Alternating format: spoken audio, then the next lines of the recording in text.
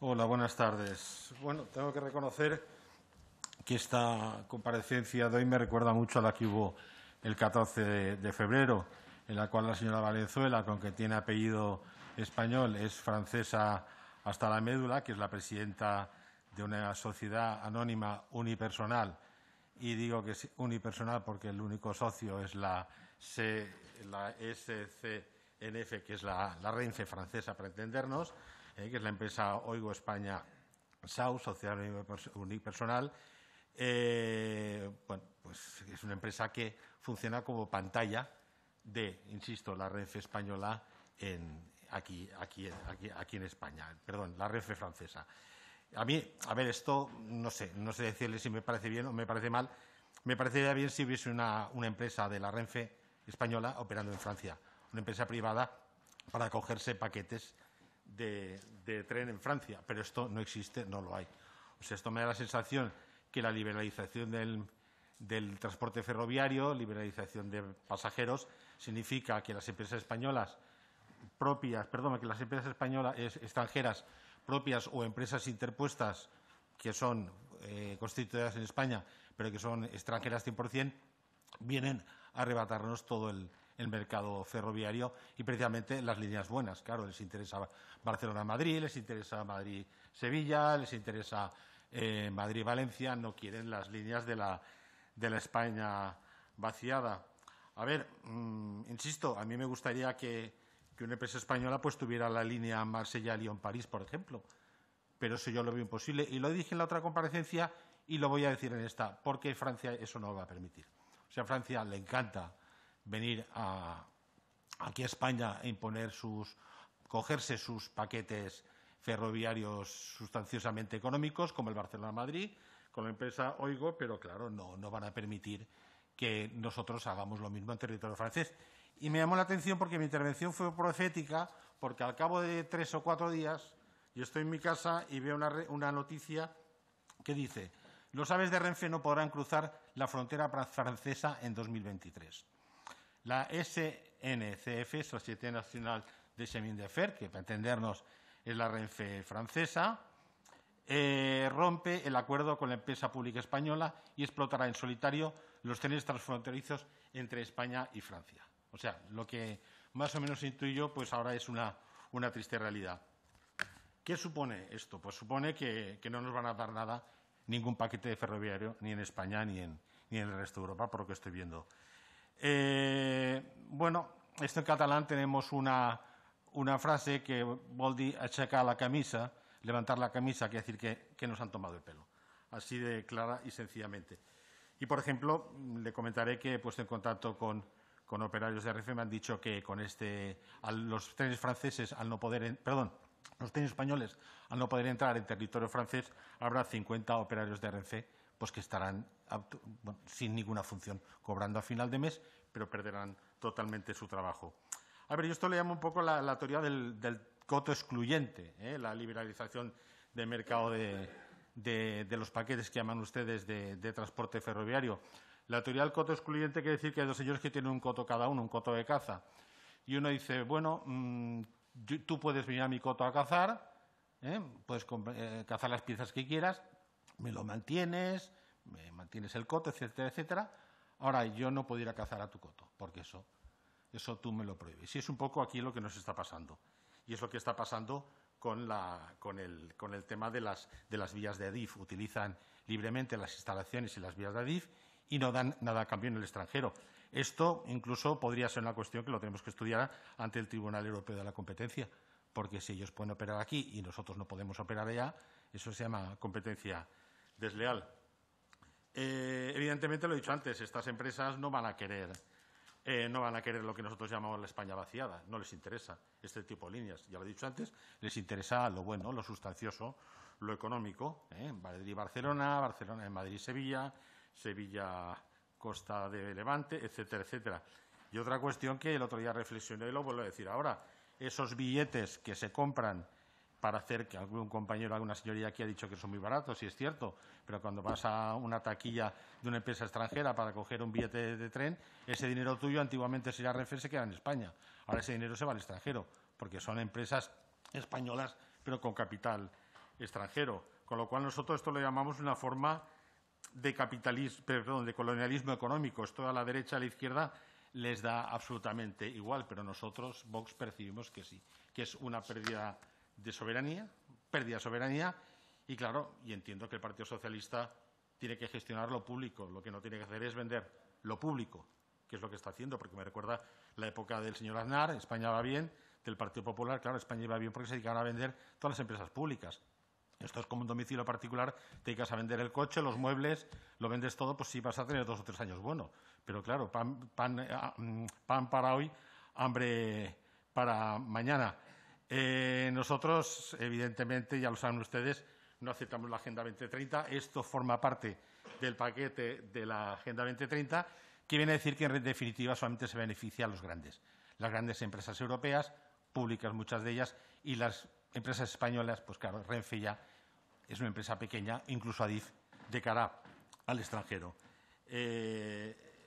Por último, también le quería decir que va a haber una reducción de frecuencias de recorrido, por lo que he dicho antes y vuelvo a repetir, que ellos van a coger siempre las líneas que les interesan, las líneas de la España vaciada no las van a coger, estos restos que son poco rentables se los van a dejar a Adif, se los pasará a Renfe, y será Renfe la que tendrá que decidir si mantiene estas líneas o no las mantiene, porque no les serán económicamente rentables.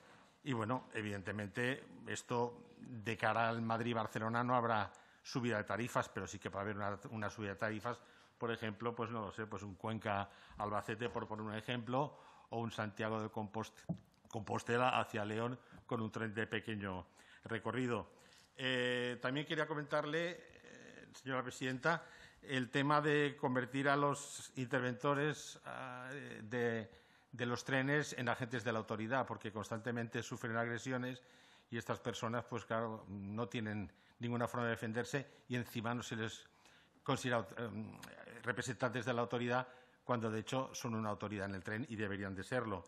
Y luego, por último, quería decirle, no sé, que ya sé que no es competencia suyo, depende del Gobierno, pero el tema de ponerle a la estación de Atocha el nombre de Almudena Grandes es una ocurrencia, otra más de la izquierda.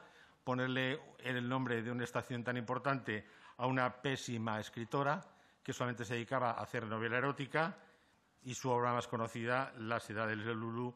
Yo sí, de verdad, no pierdo el tiempo en leer esas cosas, pero personas que la han leído me han dicho que es un auténtico bodrio de novela. Y esta persona, por ejemplo, dijo que ella, si estuviera en su mano, fusilaría a 3 o 4 personas, con lo cual considero que una persona que quiere fusilar a otras personas, ponerle el nombre de estación como Atocha, me parece inapropiado. Hay otras mujeres, como por ejemplo Rosalía Castro, Concepción Arenal, o una mujer de derechas como Clara Campoamor, por ejemplo, para ponerle el nombre. Pero la señora Almudena Grandes, que es una persona insignificante en la historia de la literatura española. Gracias. Sí, muchísimas gracias, señora secretaria general, por su exposición, y le tengo que dar la enhorabuena porque por una de las primeras veces en este congreso se ha escuchado a los señores de Podemos hablar de la rentabilidad de una empresa. Y bueno, parece que al final su exposición ha arrojado algo de luz sobre estos señores de Podemos y de repente se preocupan por la rentabilidad de las empresas. Y lo hacía en concreto referido a Renfe, y es una cuestión que a nosotros también nos preocupa, porque Renfe recibe cada año, para el presupuesto del año 2022, unos 1.500 millones de euros en subvenciones.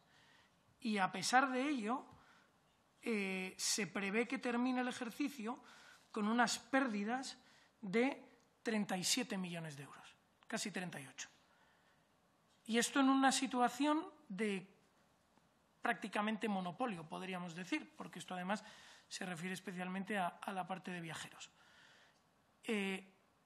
Y dice usted, sin embargo, que la entrada de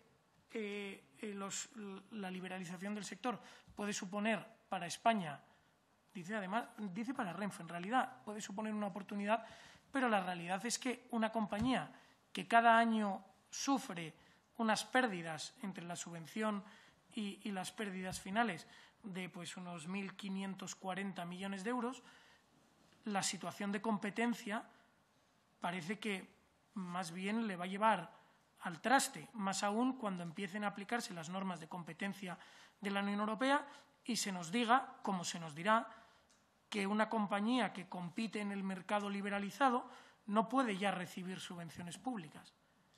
Nos encontramos, por lo tanto, en un problema grave y me gustaría que diera una explicación de cuál es la oportunidad que ustedes encuentran ahí, porque más bien lo que parece es que los servicios públicos, es decir, Renfe, está abocada a su desaparición y con ella los servicios nacionales de ferrocarril, por lo que, si todo sigue como está, terminaríamos necesariamente en manos de compañías extranjeras. Entonces, me gustaría que nos diera alguna explicación al respecto sobre cómo pretenden compensar esta situación. Porque las compañías extranjeras que entran ofertan por líneas concretas y ofertan, como es lógico, por las líneas más rentables. Y terminarán expulsando de ellas a Renfe, que es necesariamente menos competitiva que ellas. Por lo tanto, Renfe va a perder las líneas más rentables de forma progresiva y tendrá que mantener con ello las menos rentables. O sea que si a día de hoy el agujero económico que provoca Renfe en los presupuestos generales del Estado es de 1.540 millones de euros, entendemos que se irá multiplicando en la medida en que los mejores frutos de sus servicios le van a ser arrebatados. Entonces, bueno, esto es una pregunta que, aunque parece muy compleja, es bastante concreta. ¿Cuál es esa estrategia? Porque usted nos ha dado varias palabras muy bonitas, nos ha hablado, bueno, de resiliencia, digitalización, pero ¿cuál es la estrategia concreta? O sea, ¿cómo se buscará incrementar la facturación de Renfe y, a la vez, hacer sus servicios competitivos en el nuevo mercado liberalizado? Cuestiones más concretas. Nos habla precisamente de la obra de la alta velocidad Asturias, y la cita usted precisamente, habla de ella, y su antecesora dijo efectivamente que en esta obra, que si no había habido sobrecostes, que en realidad se había licitado solo por lo que es la tunelación. Pero no sé si nos pretendían engañar o cuál es el objetivo, porque es que si nos dicen que cuando se anuncia el AVE Asturias coste 1.085 millones de euros, que es lo que se anunció en el año 2003-2004 cuando se inician las obras, si nos dice que lo que se anunciaba era solo el túnel, parece que se nos engañó entonces, que no era el AVE ni la alta velocidad de Asturias, se licitó solo el túnel, 1.000 millones de euros. A día de hoy vamos por los 3.800. Entonces necesitamos una explicación, porque sí que parece que ha habido unos sobrecostes. Unos sobrecostes, además de una obra que lleva prácticamente 20 años, entre proyección y finalización. Eso por un lado. Por otro lado, ¿cuándo se prevé que se lance la primera línea, y esto sí cae directamente en su competencia, que se lance la primera línea de pasajeros mediante alta velocidad entre León y Asturias? En segundo lugar, ¿hasta dónde llegará esta alta velocidad? ¿Cuál va a ser la estructura final? Porque en origen el proyecto pretendía llevar la alta velocidad hasta Oviedo, pero ahora el proyecto se ha reducido y solo llegará a Campomanes, lo cual al final es una obra, una inversión faraónica para un resultado pírrico. Y de nuevo sería interesante que nos contestaste, esto es una cuestión muy concreta. Y ya que ha abierto usted un poco el melón y ha tratado un poco de todas las que son sus competencias, me gustaría que me dijese respecto a la cuestión de la Marina Mercante, que eso cae en sus competencias y, si puede responderlo, si tienen ustedes en mente lanzar una titulación específica para los patrones de recreo dedicados al charter. Y si no puede, si nos lo pudiera responder por escrito finalizada esta comparecencia, sería interesante, puesto que estas titulaciones se estaban otorgando hasta ahora en el Reino Unido. El Reino Unido sale de la Unión Europea, por lo tanto estos títulos ya no quedan automáticamente convalidados y nos encontramos en España con un problema, porque esta actividad del charter de pasajeros en el transporte marítimo es una actividad muy prolífica y que emplea a muchísima gente, tanto en Baleares como en las Islas Canarias. Y sería interesante que nos pudiera contar algo al respecto. Por otro lado, si nos podría hablar sobre la planificación de las conexiones portuarias de los puertos españoles con el resto de los puertos europeos, sobre todo el de Algeciras, y qué estrategia tienen planeada para la competencia con el puerto de Tánger. Y ya volviendo a la cuestión del transporte terrestre, que sí es, cae dentro de la competencia del cargo orgánico, y en la exposición se han abierto otras cuestiones relativas a esta competencia. Por lo tanto, parecía que tenía sentido lanzar estas preguntas. En las cuestiones del transporte terrestre, ¿qué medidas concretas tienen ustedes en mente para abaratar, sobre todo ante la escalada de los precios del combustible, el transporte terrestre? Hemos vivido una manifestación, un paro del sector hace unos pocos días. Precisamente protestaban de que el Consejo Nacional de Transporte, que cae directamente en sus competencias, ¿cuáles son las medidas que tienen ustedes en la cabeza para abaratar ese coste del transporte y hacer viable un negocio que hasta ahora lo era en España? Y, por otro lado, bueno, ya preguntas generales que se le han formulado ya. ¿Cuál es la planificación que tiene para la finalización del corredor, el arco mediterráneo, el corredor ferroviario? Es un proyecto que se está esperando durante años y esa conexión de, al final, el puerto de Algeciras con el resto de Europa por la línea ferroviaria. El arco atlántico, que es otro proyecto que no está lanzado, pero ¿qué planes hay? ¿Están ustedes pensando en ello? La interconexión de los puertos, sobre todo en este arco atlántico, y bueno, y la cuestión de la alta velocidad con Asturias, que agradecería si nos pudiera dar una fecha más o menos concreta. Muchísimas gracias. Muchas gracias.